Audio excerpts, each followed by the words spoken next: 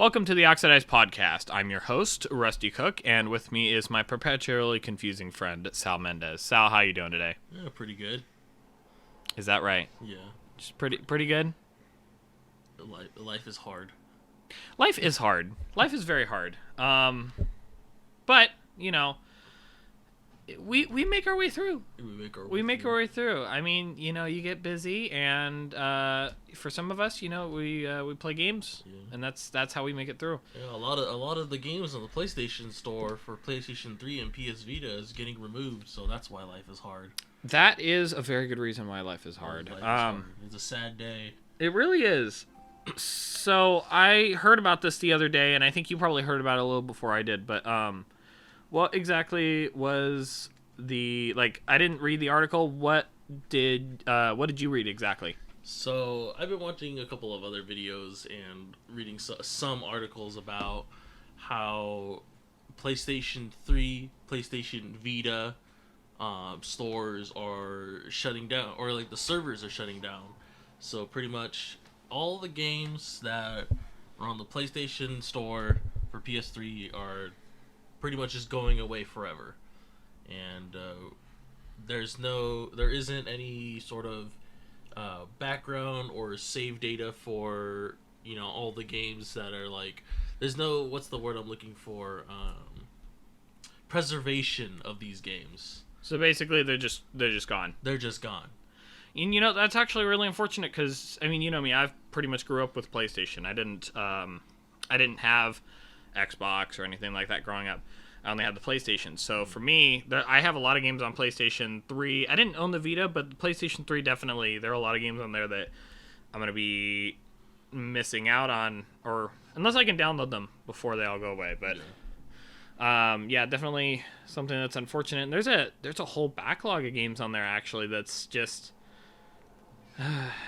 it's going to be sad to see them go. Yeah. I mean, the way that I think of it is that since now we're in the modern time, you were to ask us during high school, especially Rusty during high school, you know, we never really thought that, you know, this day would ever come, that the day that PlayStation servers go down and we will no longer be able to purchase any PlayStation 3 games or PS Vita games. So it's the preservation of all these games has disappeared. I heard that you can still update the games and you can still download the games that you currently own, but you will not be able to own any further games after that. Oh, yeah. And, you know, I actually hadn't heard the update thing, but that definitely, you know, now that I think about it, that makes sense. At least that way, you know, if you buy a game on disc that you still want to maybe, you know, use or buy or whatever, because, you know, people still buy PS2 games, PS1 games, GameCube, the original Xbox, all that stuff, and so it makes sense that you'd be able to update them. But yeah, that's just it's really unfortunate, but it makes sense. And also, just while you were talking about that, I just remembered, like, you mentioned, oh yeah, PlayStation servers going down, that we'd never see that happen. I was like, are you sure though? I'm pretty sure we've seen the PlayStation servers go down before. I mean, yeah, we have seen those go down pretty often, but well, I wouldn't say often, but enough where it's memorable. Yeah, annoyingly memorable. Just But this calls into the idea of, which is our next topic, of video game preservation with PlayStation, because the time has come. They're gone.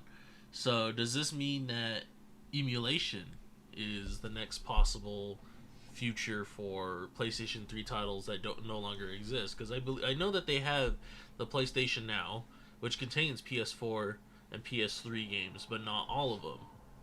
I think it even has some PS2 games in there. Yeah, even some PS2 games, but it's just the idea that a lot of these games that are not available for the PlayStation Store, like, say, for example, Fat Princess, that's just one of the examples.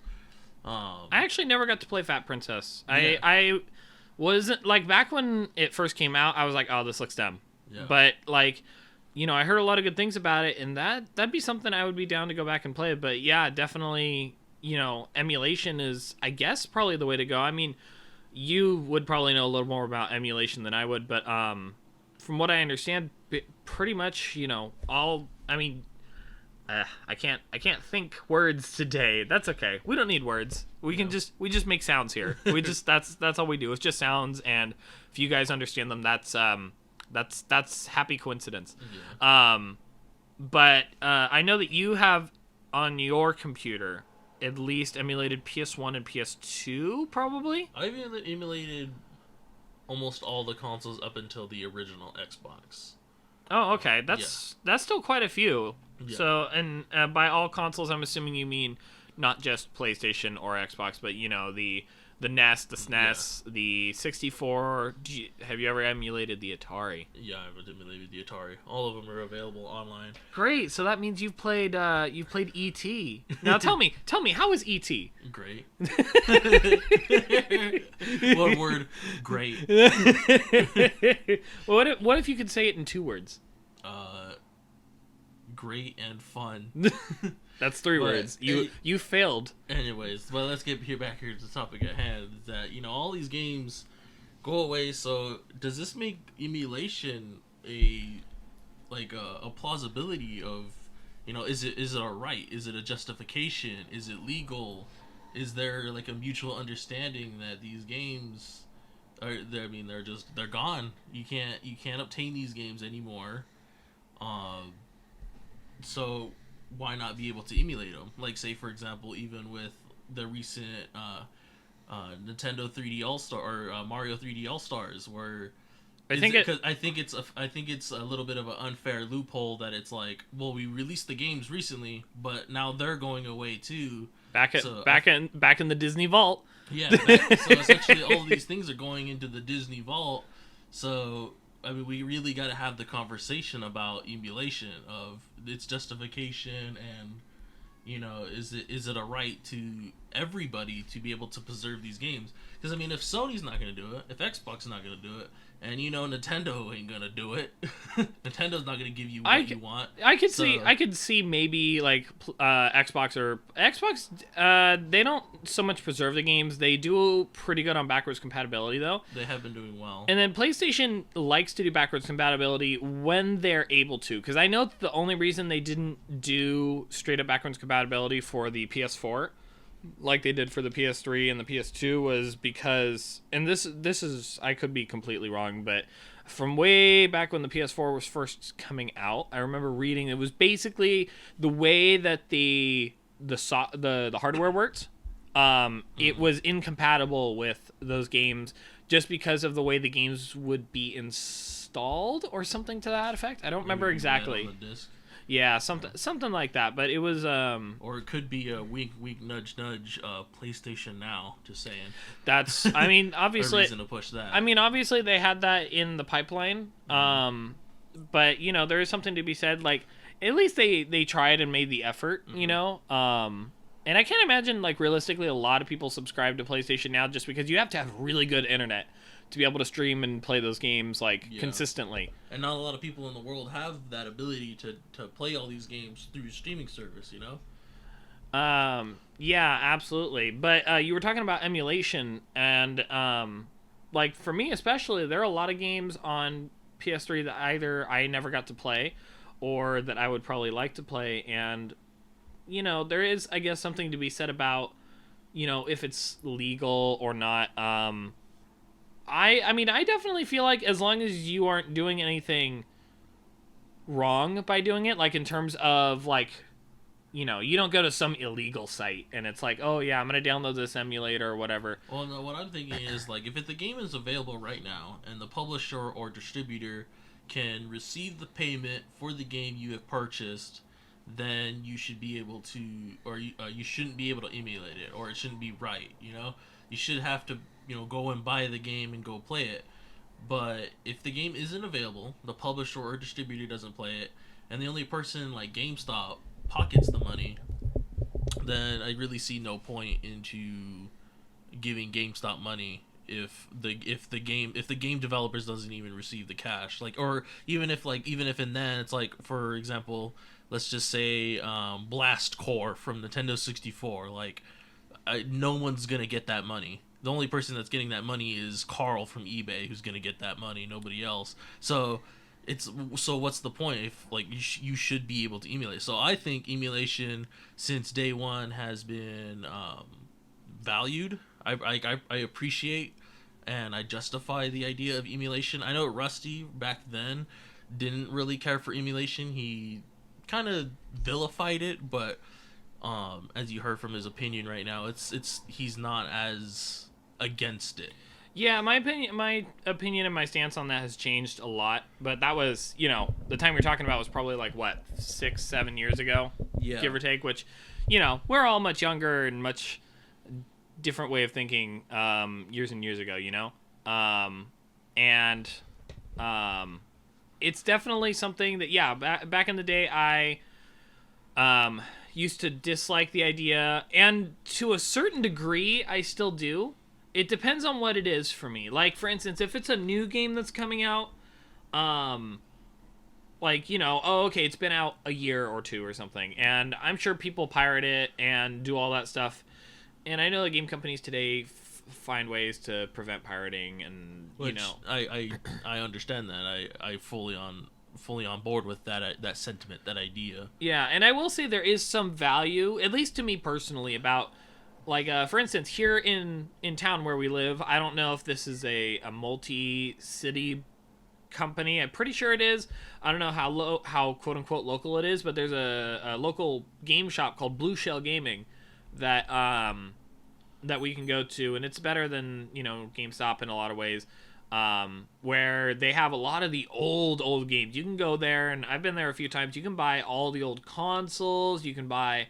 all the old games, NES, the Sega consoles, all sorts of stuff. And so you can go to places like that now, and even these games that are no longer on the market, even if you can't find it on eBay or something, usually shops like that will carry it. And I'm sure, clearly we're not the only town in the entire world that has shops like these. I'm sure there's a million more. But for me personally, there is something to be said about, going and actually buying a disc and, saying that you have it, as opposed to, and I know your stance on it is basically, at least in terms of playability, like being able to go and have it at the best graphics and have it run the best and things like that. And those are all true. I can see where you get from that. But like for me personally, we've had discussions about this before where I'm not super big on the whole, like, oh yeah, it has to be the best graphics ever. Like, there's something to be said to playing it at its native resolution and the way it was meant to be played. Absolutely. I mean, a lot of games, kids grew up like myself. My PS1, I used to play it on, back in the late 90s, early 2000s, and everybody had,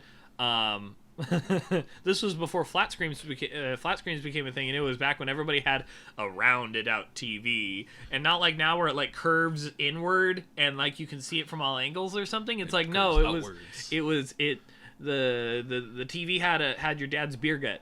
Yeah. Yeah. It had that, and there is something to be said. It's like, I don't know if it's just the way it looks. I don't know if it's simply nostalgia. I think it's a little bit of all of the above, because it's like you play Crash Bandicoot. You can play Crash Bandicoot at like 1080p and max settings, right? All that jazz on the PlayStation 1 emulator. Look at it as sharp and crisp as possible. But there's also something to be said to have the disc, play the game at its native resolution, and just reminisce in the nostalgia of it. But it kind of brings me into my sort of next topic, or kind of segue here, is the consoles that do not have disc trays, digital only consoles. We're in the future now. PlayStation 4, Xbox Series X have no discs.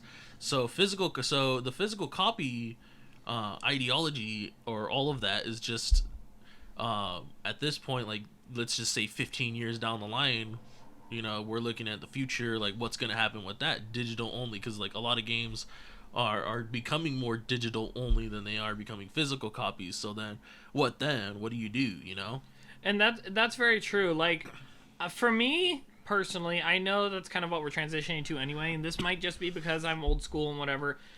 There are a lot of games where I would rather get them on disc, whether it be because I got them on sale or it's just easier to have it on disc, even though you still have to, especially with new consoles, you still have to download the game itself onto the console or your computer or whatever.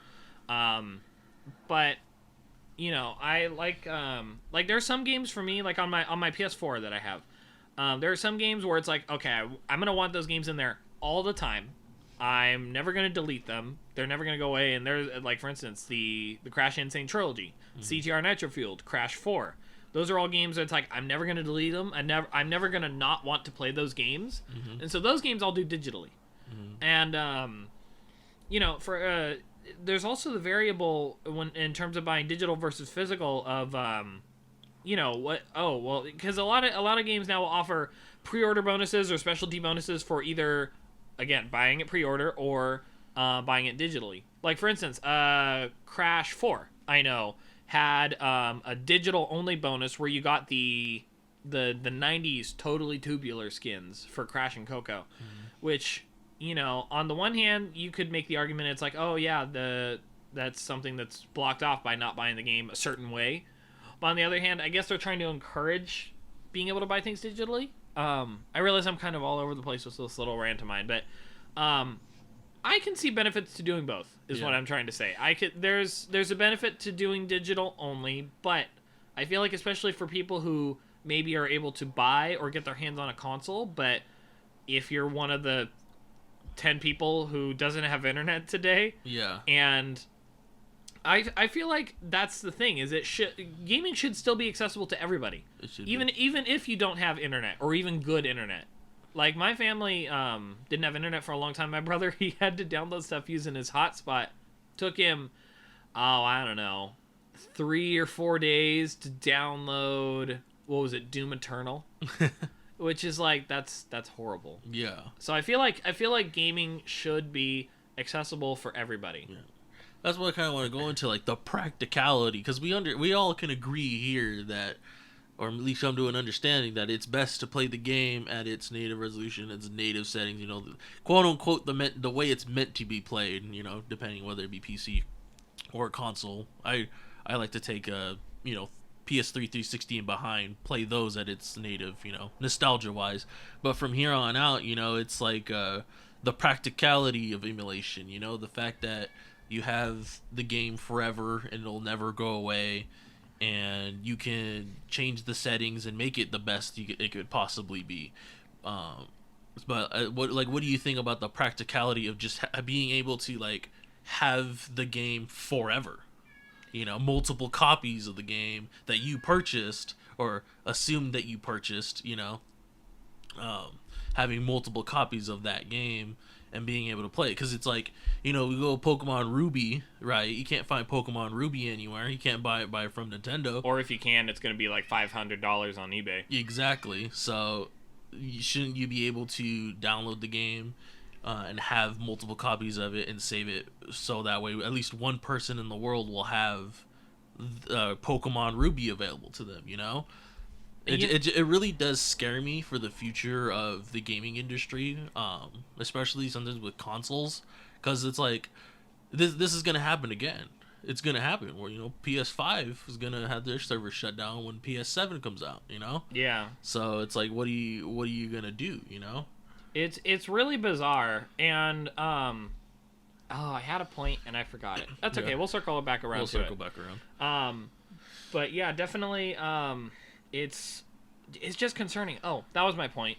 When I first started getting concerned about the direction we were going in terms of, you know, how games are going to be available from here on out. Again, going back to the whole internet connectability thing. Now there are platforms that are exclusively game streaming platforms. Yes. Which to me is extremely bizarre, and I don't think, like, you know, you guys in our little friend group, you guys like to call me the old man. Mm-hmm. I don't think I'm old. You guys think I'm old for some reason. Yeah. And I can see a little bit of it, but like in terms of like games and stuff like that, I don't really think I'm that old school. Yeah. But I feel like, you know, again, I don't think streaming games is a great way to go for the future. Like, even I would prefer... Definitely, I agree. I would prefer digital download only over, like, for instance, Google Stadia? Google Stadia, or the Ouya. The Ouya? The Ouya? I haven't heard of that one. What is this Ouya of which you speak? I forget who published the Ouya, but someone made the Ouya and it was supposed to be like that. It was supposed to be the streaming, or like the Google one. Was it Studio B? I don't remember. Studio B for Ouya. Booyah. Booyah. But it's just the streaming, like it doesn't really work out for us. That doesn't make any sense to us. I mean, it's a good idea for some things, like maybe the Xbox Game Pass or maybe even the PlayStation Now, but you don't get to keep the game. It's not yours. You don't own it. No, yeah. and that is it's a shame. Well, so is that how it works, by the way? Is it like a subscription, and then you can play all the games that are on there? Yes, it's a subscription. Oh, so it's like literally like the game version of like Netflix or something. Yes, it's Netflix. Oh, I don't know how I feel about that. That's worse. I mean, think about it. Like, what if we actually went straight from digital download? Like, we just straight out cut digital download. We have to stream all our games. Like that doesn't sound fun to me whatsoever. No, I'll pirate all my games at that point. Yeah. I mean, like, that sounds terrible. Yeah. I mean, I probably, realistically, I probably wouldn't actually pirate them just because if it's digital download, I'll keep them. I'll buy them, but I'm not streaming that. Yeah, no, streaming is so bizarre, and I get, like, to me, it's also so weird that a lot of people now play games on their phones. Like full games, like that certain game that starts with an F that we're not going to mention because we don't want either all of the devices listening to us to give us ads. But it's the popular one where it's the one where you fight a lot of people all the time and you build stuff on the go. Yeah. And can figure that one out at that point. Yeah, we're not going to say the name of it again. We don't. I get too many ads from that. No more ads. Plus, I don't want to get like. I don't want us associated with it. Big brother, internet's looking over you. Their phone is listening to you all the time. Yeah. But let's think of it this way too, though. It's like, okay, so we talked about emulation. Mm-hmm. We talked about the practicality about emulation. Yeah. We delved a little bit into the legality of emulation, like if it makes sense, right, where you can't obtain it anymore. Yeah, right? which neither of us are lawyers, so we're not really in any position to actually... So what about a checkbox? Like how, just to bring back my Super Mario 3D All-Stars, You couldn't buy Super Mario 64. You couldn't buy Super Mario Galaxy. That was on the Wii. You can't... The Wii doesn't even have a store. Does the Wii still exist? Right? Like... I mean, everybody and their grandparents have a Wii, but still, it's just like you can't. The Wii store doesn't exist. And realistically, like just saying, I don't want to buy a version of Mario 64 that doesn't have the backwards long jump. Exactly. Like, what's the point? What's the point? Why bother? Yeah. It's like the whole game. And then you also got Super Mario Sunshine. So what it looks to me is that kind of Nintendo, in my eyes, kind of did like a checkbox, like check, now you can't emulate these games because we released them. But the problem is they released them and then took them away from you. Now I kind of want to get everybody in the comment section to interact with each other, and is that okay?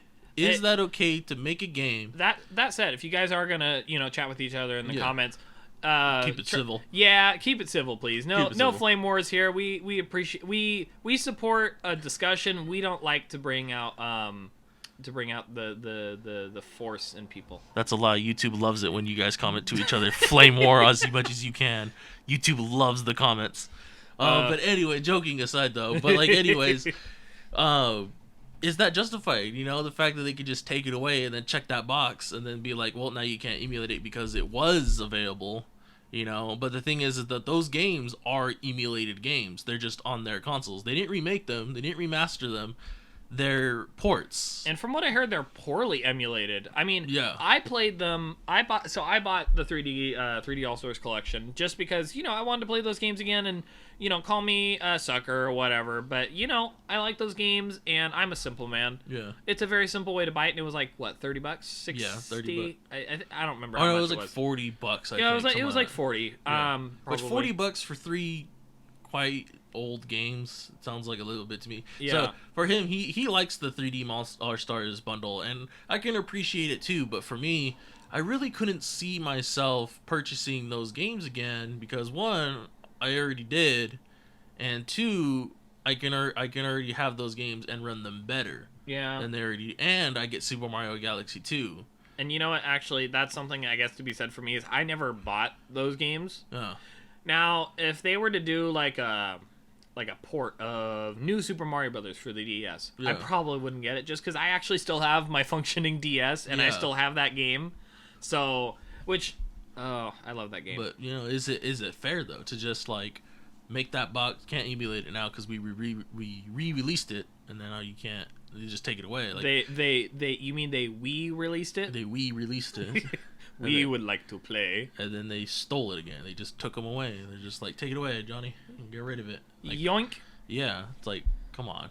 So, does that mean emulation for those games are back on the table? Like, what do you think? That's a good question.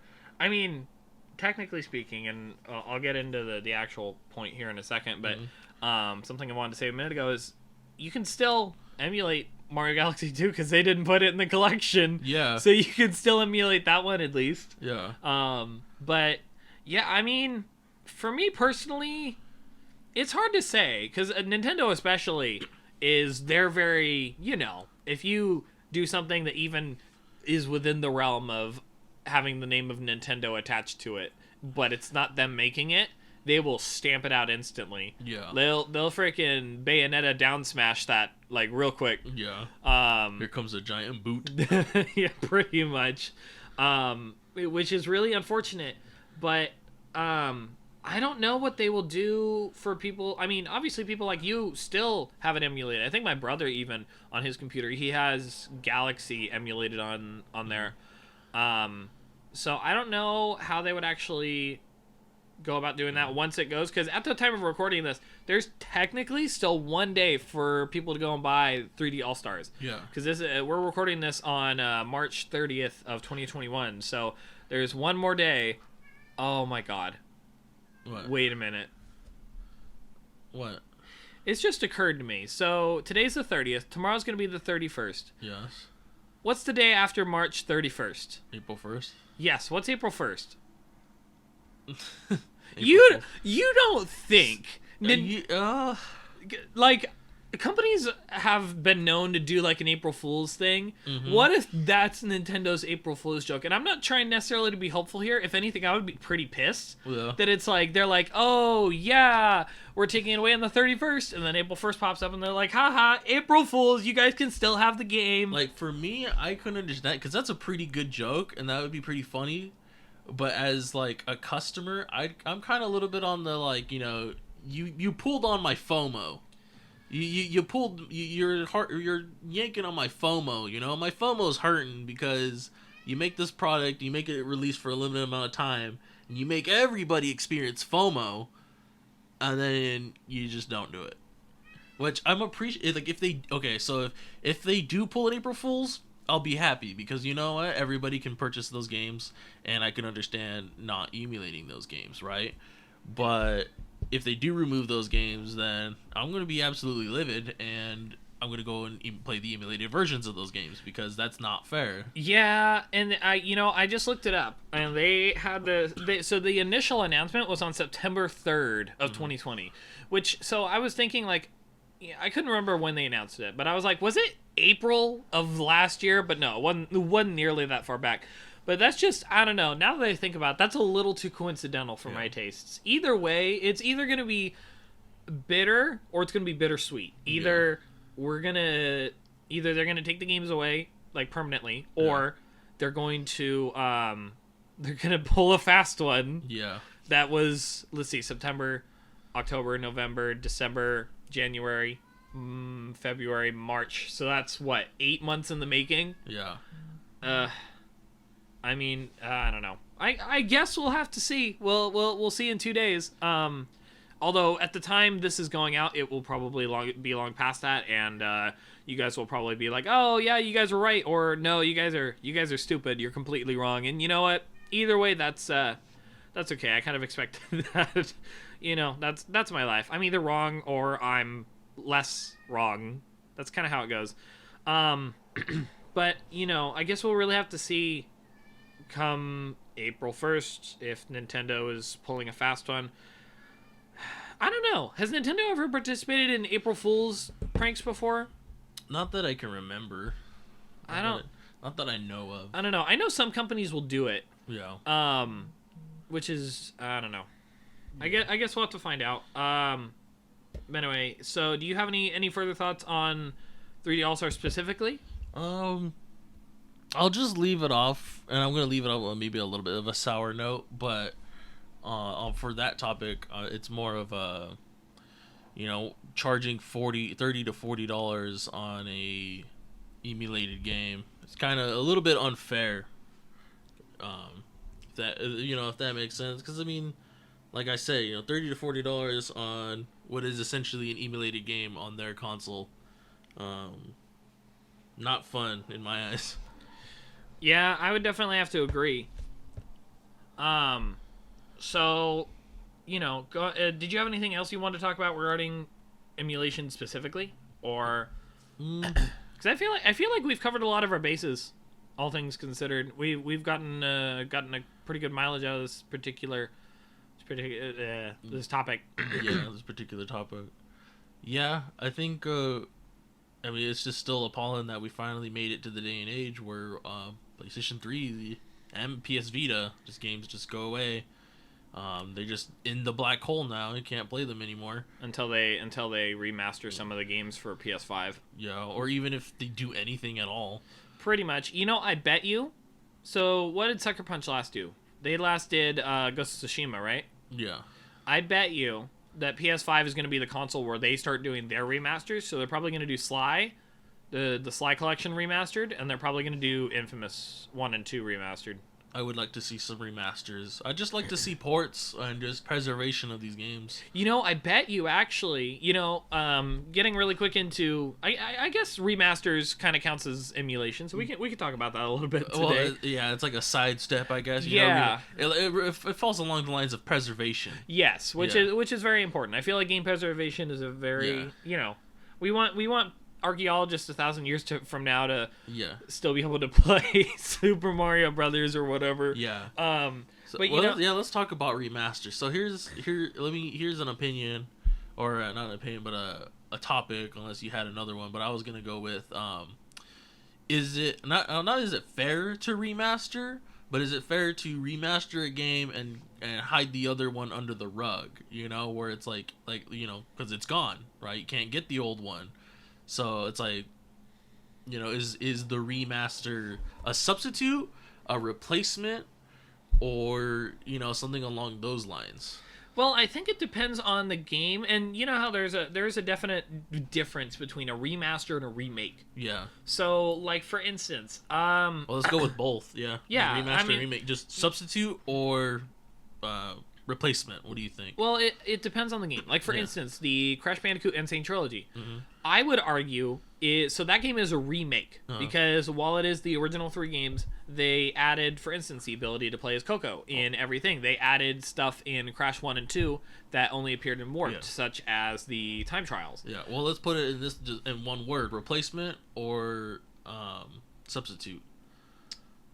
I would say replacement. Replacement? Yeah, but for instance, in the Insane Trilogy's case, in the best way. There are some remakes where it's not as good, and you might be, like, it would be just as good to get the original, or, it's fine either way, basically. Yeah. Like, the upcoming Mass Effect games. Yeah. We talked about that briefly in a previous podcast, how they're doing a remaster, or is it a remake? It's a remaster. Remaster of the first 3 games.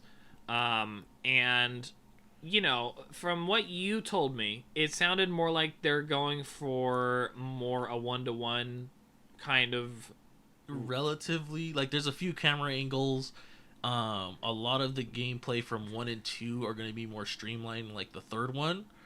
So that also brings me to the question of, I think that is more of a substitute. Also because it's made by EA, so EA's hands are going to get in there somehow. They don't have the multiplayer, so that saves me a little bit. But side tangent aside, though, I find that one's going to be a little bit of a substitute, because you still have the original, like the gameplay from the first and second one are theirs and theirs alone, versus the third one, which is a little more streamlined and perfect. But I don't know. We'll have to see with that one, because that one hasn't come out yet, and it's made by EA, so that really scares me. But if everything goes the perfect, replacement, it could easily be replacement. But there's something to be said about the original Mass Effect and the original Mass Effect 2's gameplay and how they played and how they went through their storylines and stuff like that. Or not storylines, but you know what I mean. Just gameplay in general. There's something there. You can't just replace it. It's kind of a bit of a substitute. Like it's own game because of the way that it played. Whereas something like, for example, the Reimagined trilogy, that one I could give a hearty replacement. You can easily play the Reignited trilogy and not play the original and be totally fine and be caught up, and it looks beautiful. It plays the same. Maybe a few tweaks in character design in here and there, but other than that, full on replacement. Yeah. Yeah. It's very interesting because I was thinking about it, and games have definitely fallen into. There's basically 4 categories of games when they make them now. There are new games. Mm-hmm. There are remakes. There are remasters, and there are reboots. Yeah. Which reboots too. Yeah, reboots. I don't even know if reboots can technically fall under this category of substitution or replacement, because like for instance, the Lara Croft games, the Tomb Raider games that they came out with in the last 6 or so years, those are more of a reboot than remakes of the original games or anything like that. Yeah. So, I guess there is technically a spot for reboots in this argument. There's definitely a perfectly seated spot for reboots, like for Tomb Raider. Like Tomb Raider 1 and Tomb Raider, the Square Enix version for the 360 and PS3, is a perfectly fine game, separate, like they're 2 completely different games in general, so it's not like a complete and full replacement. But like something close to it would be Ratchet and Clank, the original Ratchet and Clank for PlayStation 2, and then you have Ratchet and Clank for PS4, which is a reboot, but they play the same and they act the same, but there's things that are different. So that's another hard one for me, because I wouldn't say that it's a replacement, and I wouldn't exactly say that's a substitute, because the new one is a little bit of a replacement because it has a different storyline and gameplay, and how the future of it goes. So from what I understood, reading interviews and stuff about the 2016, 2017 Ratchet and Clank game? One of the two, yeah. I'll go with 16. Yeah, probably 2016. Is that it's I guess it technically counts as a remake, but not really. Because one of the developers refers to it as a reimagining of the events of the first game. Quote unquote reboot. Yeah, but that's the thing though, so it's not a reboot. It was because the Ratchet and Clank game that's coming out this year in 2021 is and I didn't play the Ratchet and Clank games growing up. Yeah. So I had to do a little bit of research before finding this out. But basically, the one that's coming out this year, Rift Apart, that one is actually a continuation of the previous game, which I think was Into the Nexus, before the 2016 version. But I think so they're continuing the original story, and I think the 2016 one was, if anything, just to revamp interest in the series. Yeah. So I feel like that one is kind of unique in that it wasn't supposed to be taken super seriously. Like, even if people didn't play it, I'm sure there were people who the game came out and Ratchet and Clank was put back into their minds. Mm-hmm. Like for me, like I said, I didn't grow up playing Ratchet and Clank, but I did get the game that came out in 2016, and I thought it was really fun. I loved it. Yeah, I loved the gameplay. The story a little bit kind of iffy, but yeah, the gameplay was a blast. It was fun. Oh, absolutely. I thought it was really fun, especially it was a unique kind of style that I personally never played before, where it was basically shooter platformer. Mm-hmm. But like different from games like Doom Eternal, I guess. But I definitely enjoyed it, and I'm absolutely going to be getting Rift Apart when it comes out this year. Well, if not this year, I'm not getting a PS5 yet. But pretty much as soon as they announce God of War 5, God of War 5, that's when I'm going to get a PS5. That's like, you know what, I can't wait any longer. And that's the defining point. Yeah, because for me, I loved the God of War reboot, and I didn't play any of the original games, but I liked the new one so much. Even before I'd finished playing it, I was like, I'm gonna have to get the sequel. And but yeah, so Ratchet and Clank is definitely unique, kind of in that aspect. I would argue it doesn't necessarily. It's kind of a mixture of categories. Well, what do you think? The substitute or reboot or replacement? For the 2016 game? Yeah, substitute, replacement, or somewhere in between. I'd go with closer to substitute, probably. Substitute. Yeah, like you can still play it and it's fun, but it's also not. But you still need to play the first one. Yeah, you need to play the first few. Probably should have defined a little bit of substitute. What I mean by substitute is, you can play the new one, but you can play the old one and the new one. You get the same experience basically. No, that would be the replacement. You get the same experience but better. Substitute would be more along. Well, that's the thing though. Is if you're saying replacement, like it would be like Spyro was the replacement. A same experience but better. I would argue would just be a replacement, and then then the exact same experience I would say would be substitute. Because if you're playing the same game, you're substituting it in. No, because what I meant by substitute is like for example, the Mass Effect, right? There's Mass Effect 1 and then there's Mass Effect Remake 1, which is like they're two different games. They'll play completely different. Oh, that's what I mean substitute. Okay. So you still need to play the first one, or it's still really required. You should want to play the first one. Okay, or the OG and then the new. Okay, I see what you mean. Yeah, so I just want to make sure if anybody else is out there, they don't get confused as well. I didn't specify. I know that they kind of sound the same, replacement and substitute, because they define definition-wise they're the same. They do, and to be fair, our audience is probably a lot smarter than me, and they probably won't get as confused as easily. Yeah. So, but yeah, definitely. How about we talk really quick about maybe some remakes or remake collections you're maybe looking forward to? One do you think they should do? They should do? Yeah. I could see a collection or a remake, or I would even go as far as a good reboot would be Star Fox. I mean, it's just like you had Star Fox Assault, and that was a recipe for literally everything perfect for Star Fox going in the future. Do not know why they haven't capitalized on that in any way, shape, or form. Instead, they rebooted and they made Zero, which was odd to me. Well, you see, it's very simple why Nintendo hasn't capitalized on it. Fox doesn't wear a cap and has a mustache. That's true. He doesn't wear a cap. He doesn't wear the cap and mustache. He ain't going anywhere. And he's not a monkey with a tie. He doesn't go ooh, ooh, ooh. And he doesn't only talk in grunts and swing a sword. Well, Captain Falcon has a red hat. Different. Good luck getting an F-Zero game, people. As much as I love F-Zero, good luck. Any person, even people my age, like I'm not a kid anymore, clearly, but I didn't grow up with Nintendo, so I'm the kind of person where it's like, I love Captain Falcon from Super Smash Brothers, and all the neckbeards who grew up playing Nintendo. Not that everybody who grew up playing Nintendo's a neckbeard. But, all the people who grew up playing Nintendo, they're like, oh, he's from F-Zero. I'm like, what's an F-Zero? What's an F-Zero? You should get smacked upside the head for saying things like that. What's an F-Zero? Bam! Ow. Stupid. But yeah, Star Fox definitely deserves a reboot, I think. Star Fox definitely deserves a reboot. I feel like... Now, before I get into mine, I feel like there's a preface to this, where I feel like Crash Bandicoot recently has nailed this whole thing perfectly. To a T. Because where Crash has been a dead series for almost, I think technically speaking, the last Crash game came out in 2011, 2010, but the last mainline Crash game came out in 2008. Yeah. With Mind Over Mutant, and I love the Tiny Tiger in Mind Over Mutant. That is the best iteration of Tiny Tiger anyone can ever make.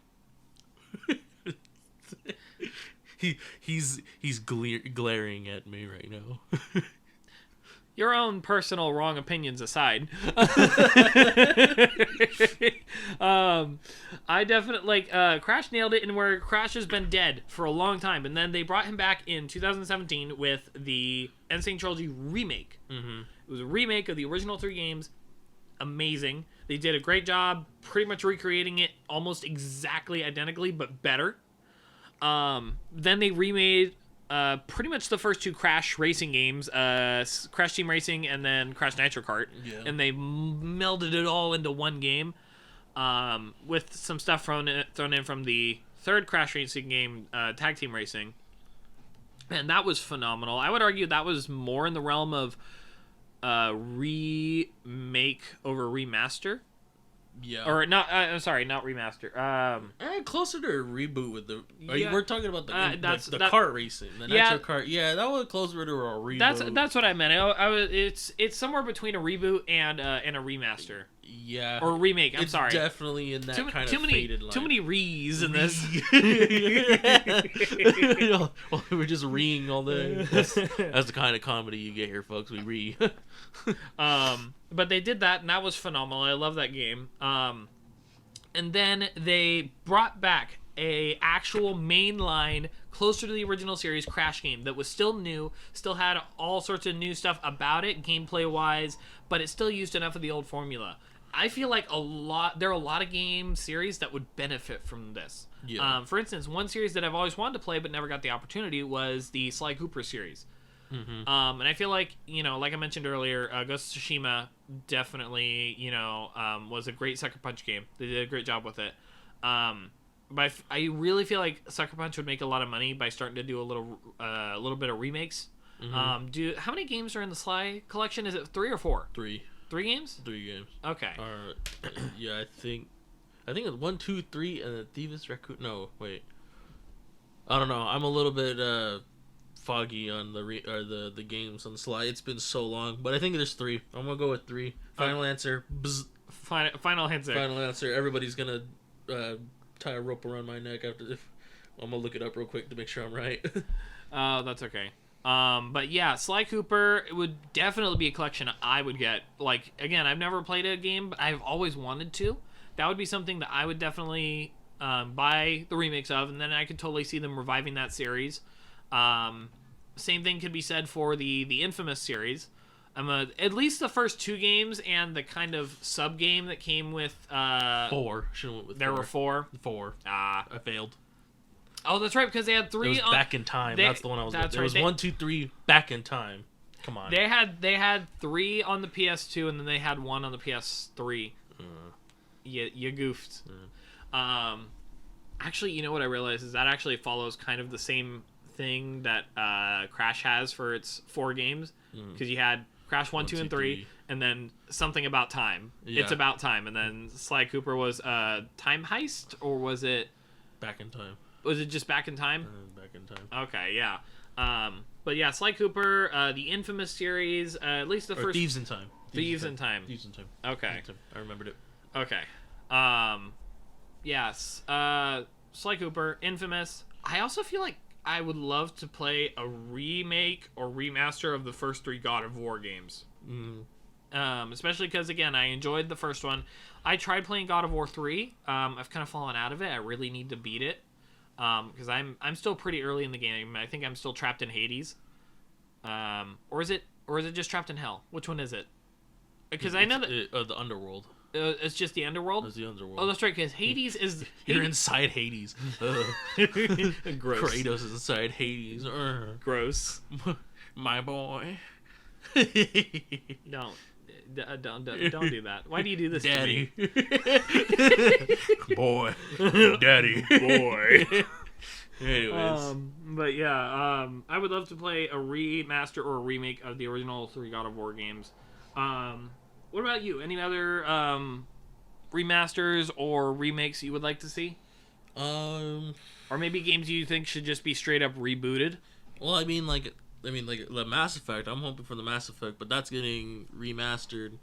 That was one of my main big ones. Kid Icarus. Maybe not a reboot, but a continuation. Just do another game. Yeah, just do another. I mean, Kid Icarus was such a fun game. I actually absolutely love the Kid Icarus Uprising on the DS. That was absolutely fun, and I can see having so much more fun with the Switch's infrared controls, where you can point at the screen or whatever, something along those lines. I mean, come on, it can't be that hard to do Switch or to do 3DS to Switch. You literally just point at the screen and then you shake the nunchuck, or not the nunchuck, the controller to make them slash, melee or whatever. Yeah. So I mean, like, come on, let's get another one. What about you? Let me think. Here's a game that I think should get a reboot, and I don't know how this would work with the way copyright laws work these days or anything, but I would love to see a reboot of Gex. Gex? Like, realistically, because you know me, I'm a big pop culture nut.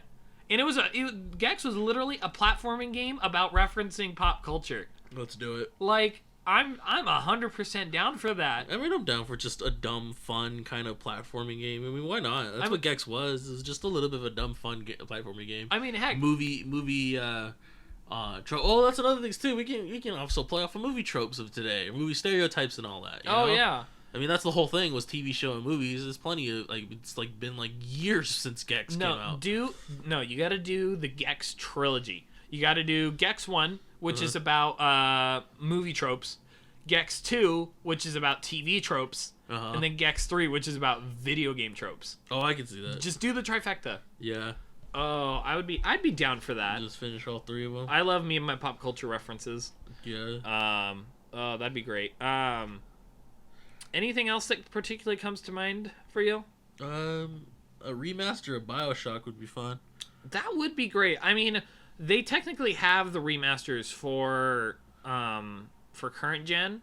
Mm-hmm. Or okay, I guess it's not current gen anymore, but that's so weird. We're in that weird transition period right now where it's like I don't know whether to necessarily call PS4 and Xbox One last gen because they're still making games for them. Yeah. I don't know if I can call it last gen yet.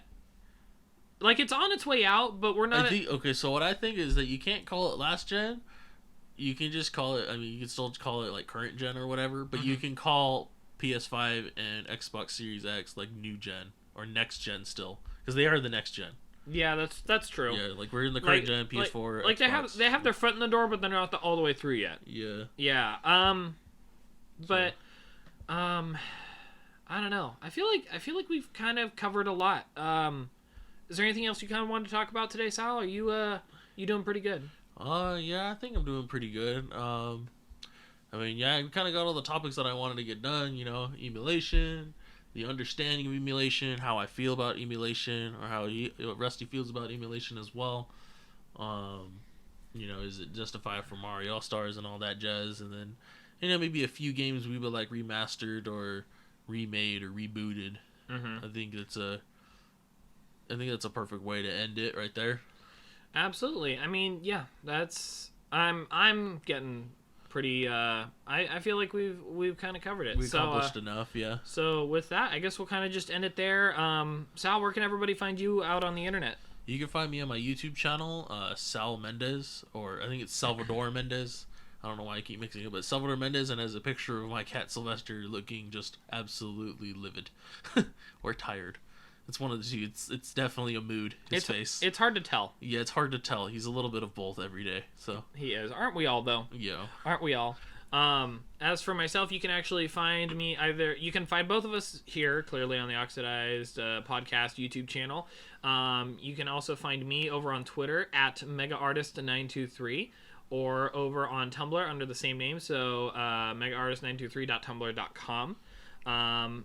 And I feel like that kind of covers it. Something we have coming down the pipeline is we will actually be starting to play games together here pretty soon. We're still working out the kinks, but it's a little project where Sal here is going to be playing games that I have played but he has not, and then vice versa. So I'll be playing games that I haven't played but he has. Yeah. Or we might both play a game together that is something neither of us have played. We might do like whether it be a one shot where, you know, we play as far as we want and then we end it there, or it might be like we complete the entire thing, you know, depending on how we feel about the game. Yeah, so that we're not locked into it. Yeah, know? we'll see how it goes, but just something for you guys to keep an eye out for. And with that, I feel like we're good. Any final thoughts for the day, Sal? I love all of you. That's good. Love is important. Friendship is magic and all that jazz. Friendship is magic. And everybody just on the internet is just like, he's a brony now, isn't he? We got thrown into the My Little Pony tag. Oh well. Yep. Hey, more what do you call it? More tags. Say another tag. Minecraft. No. PewDiePie. No. Okay, well, we'll end it there. with that, you guys have a great day. Be kind to each other, and thank you for listening to the Oxidized Podcast.